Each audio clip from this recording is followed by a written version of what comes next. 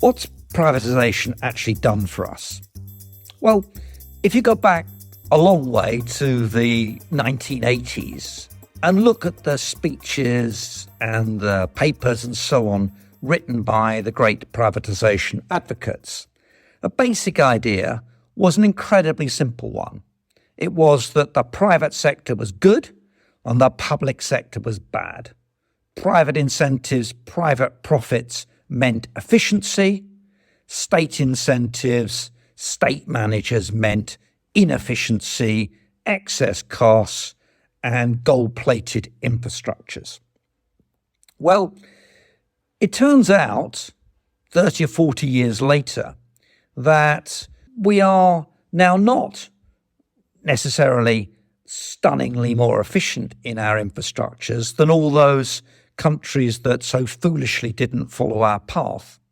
If you look at water, there's no evidence that the overwhelmingly state-owned water companies in Europe are any more or less efficient than they are in the UK.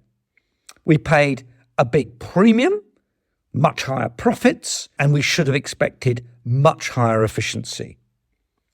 Not quite what was promised.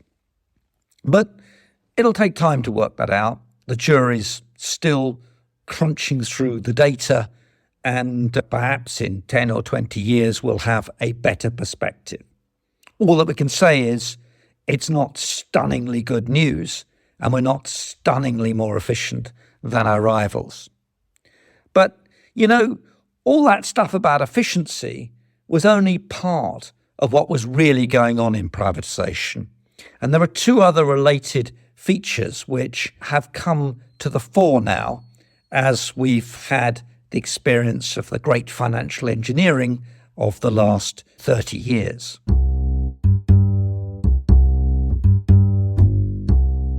The main thing that happened at privatisation, and the main political rationale for at least the Treasury at the time, was that we would move from what we'd had for the 30 or 40 years since the Second World War, pay as you go, to pay when delivered.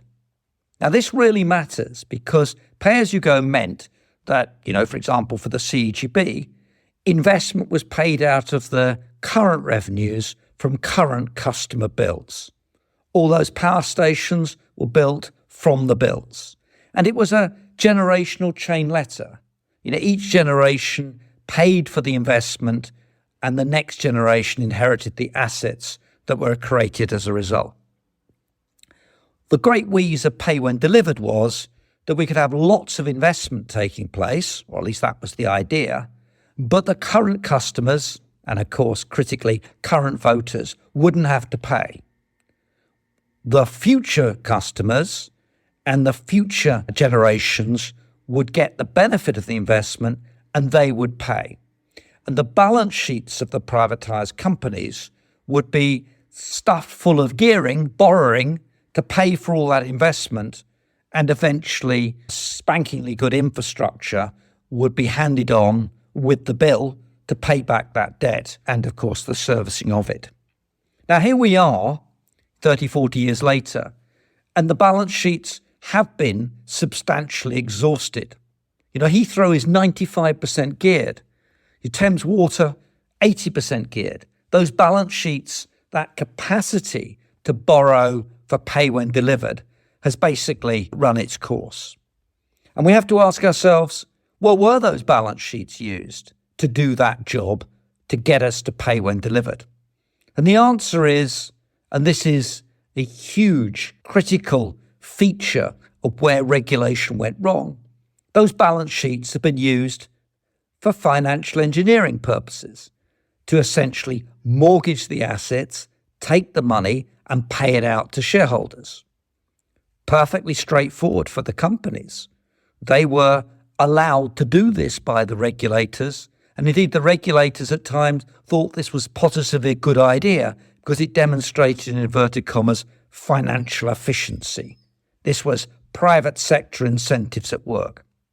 Well, the result is that they're all highly geared now, and whether we like it or not, And you can see it in the bringing forward of RAB models, not just for the conventional utilities, but for things like nuclear and CCS, with assets in the course of construction being paid for, that we're on our way back to pay as you go, because there's no more pay when delivered borrowing out there, or capacity to borrow from those balance sheets.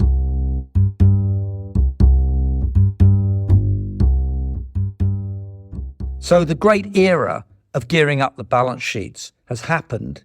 It hasn't produced the spankingly new assets that we need, and that is largely at the door of the regulators, who have seriously failed us, and especially in energy and water, but also in aviation and elsewhere. Now, this leads to the other big implication, and it follows from all this borrowing and gearing. It is that since we in the UK don't save very much, in fact, we save very little as households, consumers, industry doesn't save very much. It doesn't use retained earnings, and especially in the utilities, to finance investment. And of course, government is a net dissaver. So we don't save, but savings have to equal investment. All that investment that was supposed to happen is supposed to come from somebody's savings, and that savings is foregone consumption. But we don't do it. And so the result is that savings has largely have to come from foreigners. And it's no accident that both the government and the opposition are falling over themselves to say how nice they're going to be to foreigners and foreign investors. And sure, they need to be, because otherwise there's no one else to do the investing, because nobody else has got the money, because nobody else is doing the savings. And it's worse than that going forward, because it's not just that we don't save, that we have to rely on foreigners to do the investing. We also spend on imports way beyond our means relative to our exports, by about 8% of GDP. And what's the consequence of that? Well, the consequence is that foreigners not only have to lend us the money to do the investing in the infrastructure, they have to lend us the money to pay for our excess consumption of imports to balance the balance of payments. The capital account has to balance their current account. There has to be a big inflow of foreign capital into the UK to allow us to live beyond our means. How does that reflect it? Well, part of that capital, part of the way in which we get people to lend us the money to allow us to live beyond our means, is effectively that we have to sell them off the family silver. So it's not just we want foreigners to invest in our infrastructure because we won't save. We've been flogging off our infrastructure to foreigners in order to live beyond our means, which is reflected in our balance of payments and our government deficits too.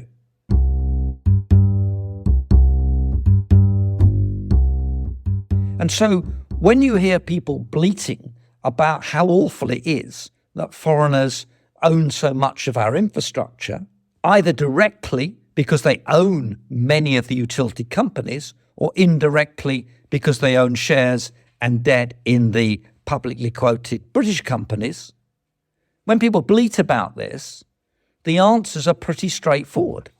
If you want great infrastructure, if you want to invest to rebuild Britain's networks, if you want to invest to do net zero, fine. Then you've got to live within your means and pay for it.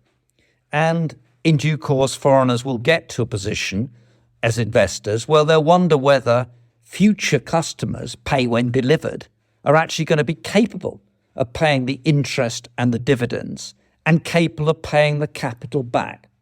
And if you look at the affordability crisis and the bad debt that's building up at the moment, you can see lots of evidence that this may not, in fact, be true for much longer.